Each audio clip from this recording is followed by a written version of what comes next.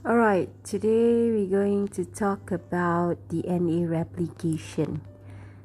What is DNA replication? It's basically a process to synthesize the new DNA molecules during S phase in the interface of cell division.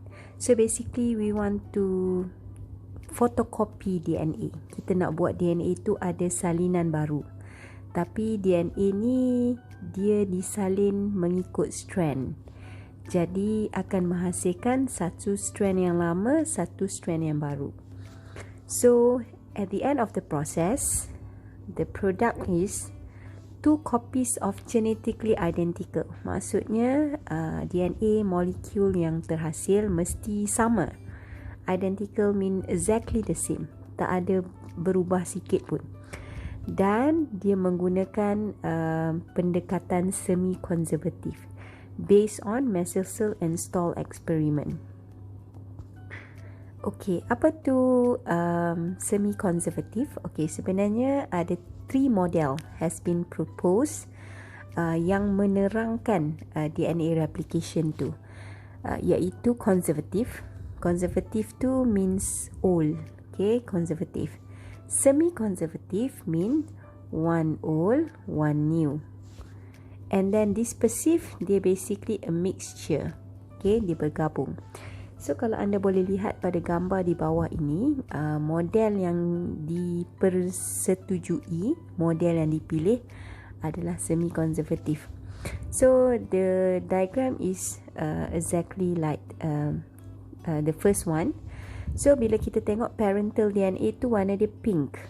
Okay, so parental DNA tu dia ada 2 old strands. So, bila dia nak replicate, dia mesti salin dari strand yang lama. Strand yang lama akan act as a template. Template tu maksudnya tempat yang dia salin. So, jika lihat di bawah ini, DNA yang warna pink ni akan separated dan kemudian DNA strand yang baru iaitu the blue one akan menyalin daripada pink strand. Sebab tu DNA strand yang baru akan mempunyai satu strand baru, satu strand yang lama. So ini adalah model ataupun hipotesis yang logik. So and then itu first generation, dan kalau perlu berlaku lagi DNA replication, strand pink dengan biru yang first generation tu akan berpisah, dan setelah berpisah strand baru akan menyalin strand yang lama. So strand baru mesti berwarna biru, jadilah biru-biru, pink dan biru. So ada eksperimen yang dijalankan untuk membuktikan model ini. Manakala dua lagi model iaitu conservative model yang ini nampak tak logik, sebab strand yang terhasil untuk first generation adalah strand lama dengan yang lama iaitu warna pink, dan strand baru dengan yang baru. Tak logik lah, sebab kita ada proses menyalin. Menyalin mesti ada strand lama yang disalin. So ini rejected. And dispersive ni lagilah tak logik, sebab kalau kita tengok tu first generation mix antara old strand and new strand. So lagilah tak logik, sebab strand lama tidak boleh bercampur dengan strand yang baru. Sebab kalau kita photostat pun buku lama tu tak akan bercampur dengan buku baru. Okay. So in conclusion, this is the model that we agreed on. Okay, and we use as the model for DNA replication, iaitu 2 strand of the parental DNA akan separated. Okay, dia akan separated, and then each function as a template. Apa maksud template? Adalah bahagian yang kita salin, template. Dan setelah disalin akan menghasilkan strand yang baru, iaitu strand yang berwarna biru muda tu. So setiap strand lama akan menghasilkan strand yang baru, dan seterusnya.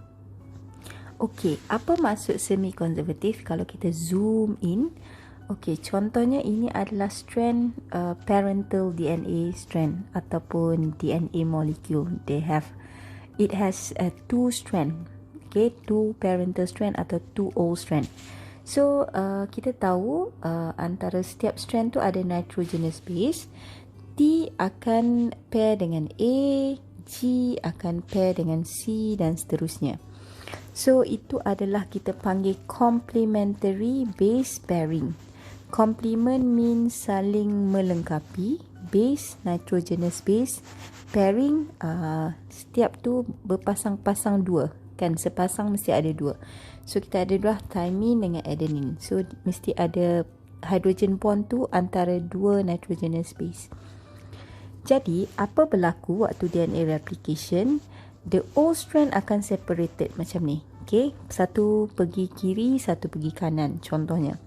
And then setiap strand ni akan bertindak sebagai template, iaitu tempat yang disalin.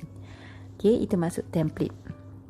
Jadi, bila strand baru terhasil, nucleotide DNA nucleotide yang baru, contohnya kalau yang O strand ada A, new strand akan bergabung dengan nitrogenous base T. Kalau ini C, ini G dan seterusnya. So kalau compare balik, dia basically identical dengan yang asal, iaitu parental strand ataupun O strand. Cuma sekarang kita ada dua new DNA molecule yang consist of one parental strand, one daughter strand ataupun one old strand and one new strand. Okay, jadi hubungan antara strand yang baru dihasilkan ni, kalau tengok dalam gambar ni yang warna biru muda ni, dia menyalin. Yang biru dark blue ni adalah template. Okay, ini act as a template.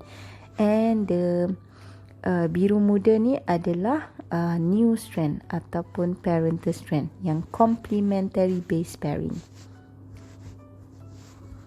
And then DNA replication occur during S phase, iaitu dalam a part of cell division which is interphase, the longest phase. Jadi kalau tengok dekat bawah slide tu, most of the cell dalam fasa interphase lah, iaitu fasa yang panjang, ada G1, S phase dan G2. And salah satunya S phase di mana berlakunya DNA replication. Okay, thank you.